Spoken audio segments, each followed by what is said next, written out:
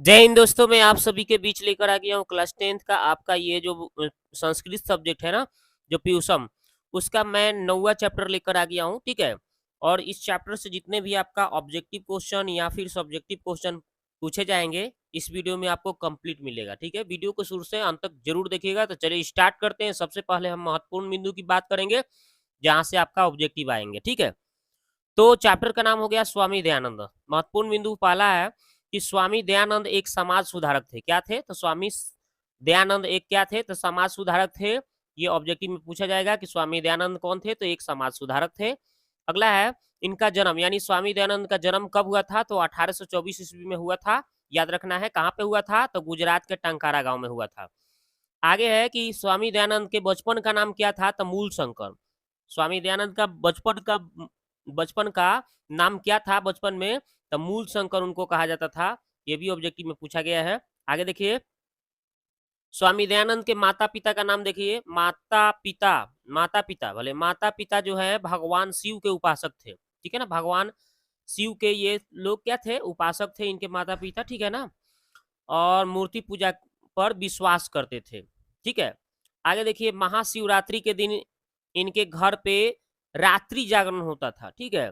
आगे देखिए, एक दिन महाशिवरात्रि के दिन रात में मूल शंकर देखा कि एक मूषक जो था भगवान शिव के ऊपर प्रसाद चढ़ाया गया था, उस प्रसाद को खाने लगा था चढ़ के ऊपर से, ठीक है ना। तो उसी समय से यह देखकर उसी समय से मूल शंकर उसी दिन से मूर्ति पूजा के विरोधी बन गए। मतलब सोच रहे थे कि ये जब खुद भगवान अपने आप का रक्षा नहीं कर पा रहे तो दूसरे की क्या रक्षा करेंगे, ये सोचकर उनकी मूर्ति पूजा से आस्था हट गई, यानी मूर्ति पूजा के विरोधी बन गए। आगे देखिए, 2 साल के अंदर ही उनके उनके एक प्रिय बहन जो थी उनका निधन हो गया, है ना। तब से मूल शंकर और वैराग्य हो गए और वैरागी बन गए, एकदम मूर्ति पूजा के साफ विरोधी ही बन गए, ठीक है। आगे देखिए, इसके बाद इन्होंने घर त्याग दिया। घर त्याग करके वो दूसरे जगह चले गए और दूसरी जगह जाकर साधु संत के साथ मिलकर रहने लगे, धर्म और ग्रंथों को पढ़कर ज्ञान प्राप्त करने लगे, ठीक है। आगे देखिए, इनके गुरु का नाम बिरजानंद था। मतलब स्वामी दयानंद के गुरु का नाम पूछा जाएगा तो बिरजानंद बताइएगा। और इन्होंने 1875 ईस्वी में मुंबई में आर्य समाज की स्थापना की, यानी 1875 ईस्वी में मुंबई शहर में जो था आर्य समाज की स्थापना किया था स्वामी दयानंद ने। तो ये भी पूछा जाता है कि आर्य समाज का स्थापना किसने किया? तो स्वामी दयानंद ने। कब किया? तो 1875 ईस्वी में। आगे देखिए, वैदिक ज्ञान को बढ़ावा देने के लिए इन्होंने संस्कृत में वेद वेद जो लिखा हुआ था उसको हिंदी में भी अनुवाद कर दिया, ठीक है। आगे देखिए, इन्होंने स्त्री शिक्षा पर बल दिया, विधवा विवाह पर बल दिया, मूर्ति पूजा का खंडन किया, छुआछूत का विरोध किया, ये सब इन्होंने काम करने का काम किया है। आगे देखिए, इन्होंने बिरजानंद के उपदेश का और वैदिक धर्म का भी प्रचार किया। इनका निधन जो था 1883 ईस्वी में हो गया, है ना। यानी स्वामी दयानंद का मृत्यु पूछा जाएगा, निधन तो 1883 ईस्वी में।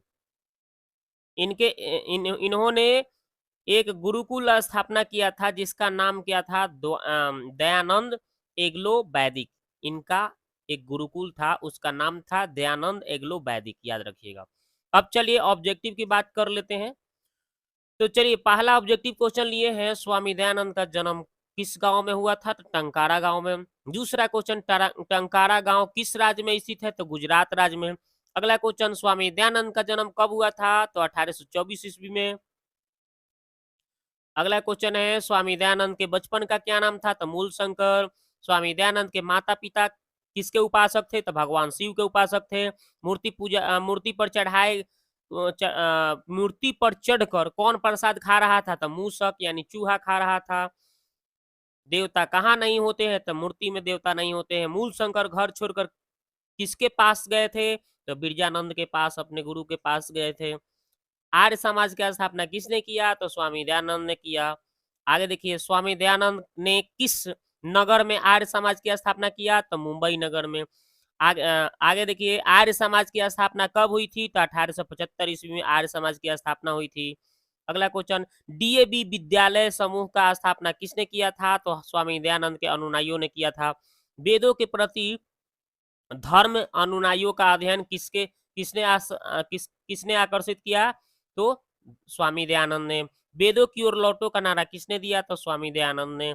स्त्रियों में अशिक्षा अशिक्षा किस समाज में थी? तो भारतीय समाज में। सत्यार्थ प्रकाश नामक ग्रंथ किसने लिखा? तो स्वामी दयानंद ने। बाल विवाह के विरुद्ध किसने किसने महान प्रयास किया था? तो स्वामी दयानंद ने। वेद भाष्य का रचना किसने किया? तो स्वामी दयानंद ने। स्वामी दयानंद कौन थे? तो समाज सुधारक थे। स्वामी दयानंद की मृत्यु कब हुई? तो 1883 ईस्वी में मृत्यु हो गई। अब चलिए प्रश्न उत्तर की बात कर लेते हैं जो आपका 16 नंबर में आता है। पहला प्रश्न लिए हैं हम कि स्वामी दयानंद कौन थे और संक्षेप में इनको बारे में बताना है, मतलब और संक्षेप में लिखें। तो स्वामी दयानंद आधुनिक भारत के समाज सुधारक थे। इन्होंने स्त्री शिक्षा पर बल दिया, विधवा विवाह पर बल दिया, मूर्ति पूजा का खंडन किया, छुआछूत का विरोध किया और बाल विवाह का विरोध किया। इन सभी को कार्यों में अपना महत्वपूर्ण योगदान दिया है।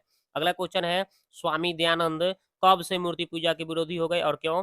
तो महाशिवरात्रि के रात में जब स्वामी दयानंद देख रहे थे कि एक चूहा भगवान शिव के ऊपर चढ़कर प्रसाद को खाने लगा, ठीक है, तो यह देखकर उनके मन में मूर्ति पूजा की आस्था समाप्त हो गई और वे उस समय से मूर्ति पूजा के विरोधी बन गए। इस तरह से आंसर लिख दीजिएगा। आगे देखिए, स्वामी दयानंद ने समाज के लिए क्या क्या कार्य किए हैं?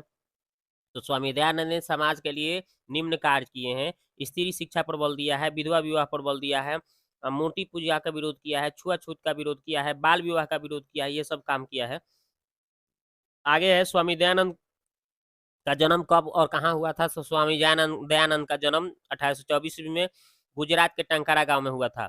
अगला क्वेश्चन, आर्य समाज का स्थापना कब और किसने किया? तो आर्य समाज की स्थापना 1875 ईस्वी में स्वामी दयानंद ने किया था। अगला क्वेश्चन है कि वैदिक धर्म के प्रचार के लिए स्वामी दयानंद ने क्या किया? तो वैदिक धर्म के और सत्य के प्रचार के लिए स्वामी दयानंद ने अपना पूरा जीवन समर्पित कर दिया और वेदों के प्रति सभी अनुयायियों को ध्यान आकर्षित करने के लिए इन्होंने वेदों को के उपदेश को हिंदी और संस्कृत दोनों में लिख दिया। ठीक है, तो दोस्तों ये वीडियो कैसा लगा आप जाके कमेंट बॉक्स में प्यारा सा कमेंट कीजिए। मैं जल्द ही आपका पूरा सिलेबस समाप्त कर दूंगा, व्याकरण खंड भी पढ़ा दूंगा और हिंदी का भी इसी तरह से खत्म कर दूंगा। हिंदी संस्कृत जो भी सब्जेक्ट है, हर सब्जेक्ट का मैं इस तरह से वीडियो लेकर आपको दूंगा। पहली बार आए तो चैनल को सब्सक्राइब कर लीजिए, दोस्तों में शेयर करिए ताकि इस तरह से वीडियो आपको डेली मिले। ठीक है।